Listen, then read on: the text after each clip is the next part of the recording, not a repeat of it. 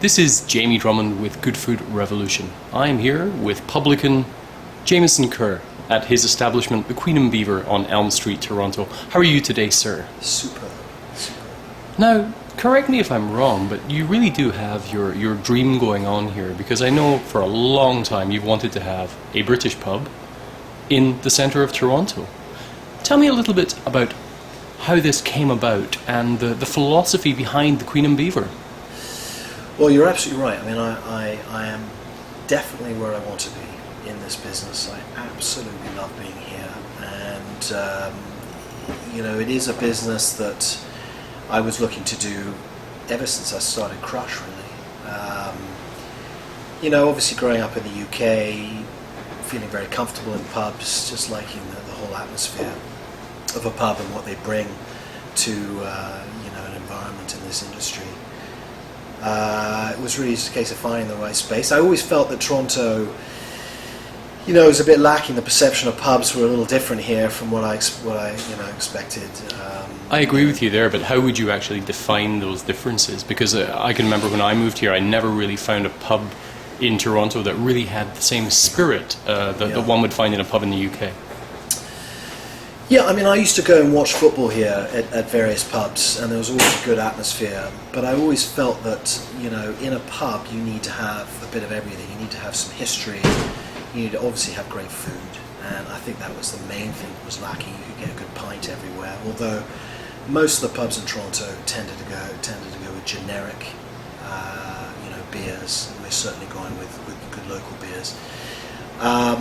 It had to be in the right building, the right setting, and it had to look authentic. And I think a lot of these pubs tended to be, a bit cookie cutter.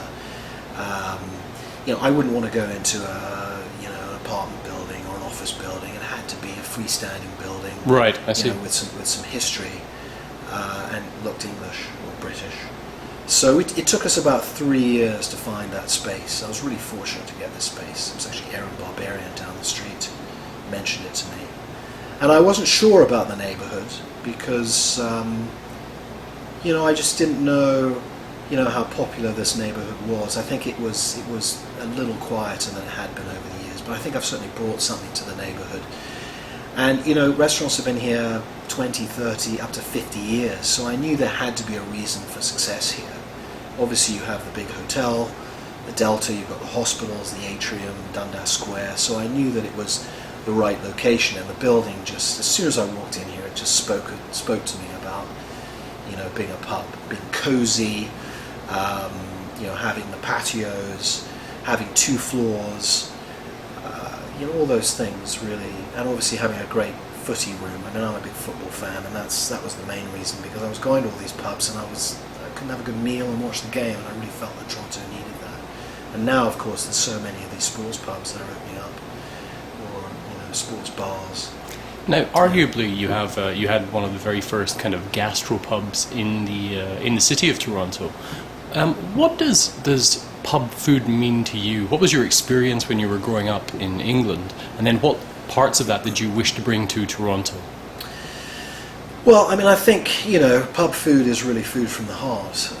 It's using really good ingredients. Don't forget, going to a pub is it's for all ages, all walks of life. From kids to older people, and I want everybody that comes in here to be able to get a good meal, an honest meal, food that's cooked from scratch. There's no food service here.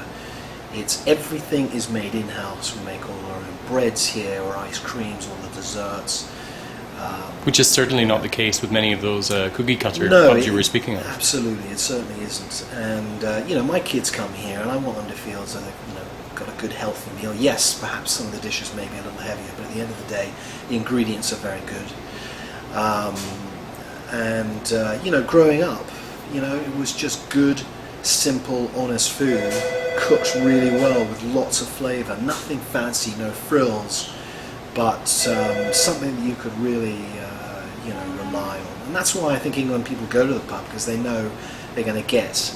I'm not saying all pubs in England are like that. Certainly over the last 10, 15 years, the quality's improved. But my local, and I know the chef's local that he went to, you always were guaranteed to get a good meal at a good price. Your accent belies the fact that you're not from around these here parts. What was it that brought you first to Toronto and then to the Queen and Beaver? About 12 years ago, I was working in London, England, in some really good kitchens, very intense, 6-7 day weeks, too many hours to count. And I got the travel bug, and I wanted to see more. I'd spent most of my life, all my life, in kitchens from a very early age, from 14 onwards. Prior to that, my grandfather and my father were butchers. So as a young child, I'll be in the market, playing around with pieces of meat and just generally helping or cleaning fridges and that kind of thing. It must have been an interesting childhood. It was, and more so when I look back on it now, because you can see the things that really formed you. Growing up in a market with all those characters and all those vendors, and working in a family business as well, it offers you so much. Not only a respect and perception of food, but also just a good outlook on life, because you're interacting in those relationships that you have.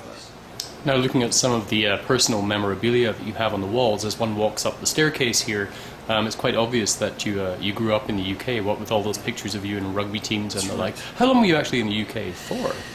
I lived there for 23 years. Oh, good lord. My formative years. I mean, I left England when I was 19, and I came here, and then I went back. I was actually born here in Toronto. Ah, right. I lived the first 6 years of my life here. But, so I've lived half my life there, half my life here. I do get back every year. I have to get into a pub, have a nice pint of real ale.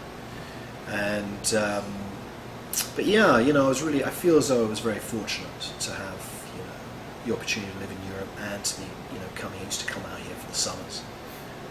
Canada's a wonderful place, and it's definitely my home. But, I always felt that I needed to have a little bit of that, England with me at all times. So this is why I'm in the pub. How did you find out about the Queen and Beaver? Because I know that Jamieson has been dreaming of having a spot like this for the longest time, and I can remember him being incredibly excited when he met you for the first time and then told me you were coming on board. I don't want to say it was chance, because too much has come out of it. Could you say providence? Possibly. What happened was Jamie and I met up. Our visions, Jamie's vision, which was very clearly defined because he'd been thinking about this for so long. It's something that he really loved he had a real love for the football and the pub and that relaxed kind of take on hospitality. Really fit inside with what I wanted and what was at the core of what I did, whether it was in fine dining or more casual dining. There was always the foundation of hospitality, and I think that's where Jamie comes from as well. So when those two minds came together through this concept of a pub, me bringing English food into it from a fine dining background, and also Jamie's understanding and respect of quality as well, those two things really connected well, and hence the Queen and Beaver has been, I want to say born, but it didn't happen that quickly. It's taken over 2 years to get us to where we are today. Now, your first foray into hospitality was Crush Wine Bar.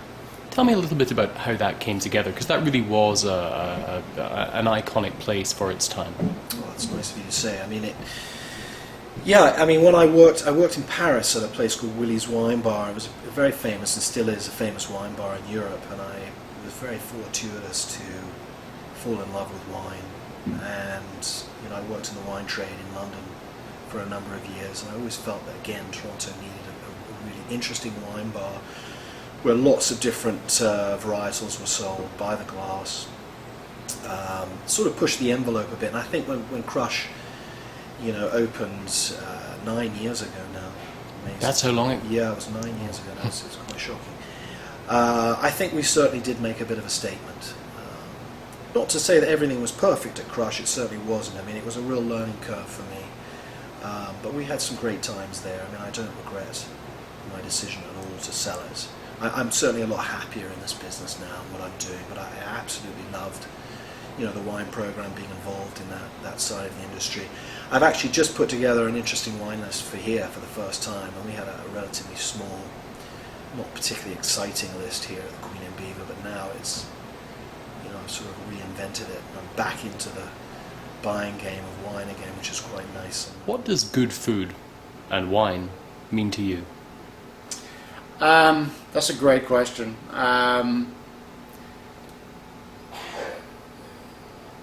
It has to come down to the hospitality. When I look out at the dining room, which you'll see me doing often, sometimes to the chagrin of my waiters because they think I'm staring people down, but what I'm doing is I'm looking for people enjoying themselves. And great wine, great food, a great atmosphere, just like you do at home. When you invite somebody into your home, you want those people to be enjoying themselves. What does good food and wine mean to you? It's such an important part of my family life. I don't think there's a weekend where we don't open a nice bottle of wine and have a really good meal with family. I mean, for me, it's just part of life. If you're going to go through life, you may as well enjoy good food and good wine. And I certainly make a point of making it an absolute priority in my life. And I think that's why I'm in the business. Excellent. Well, Jamieson, Kerr, thank you very much for joining us at Good Food Media today. It's an absolute pleasure. Thank you. Take care.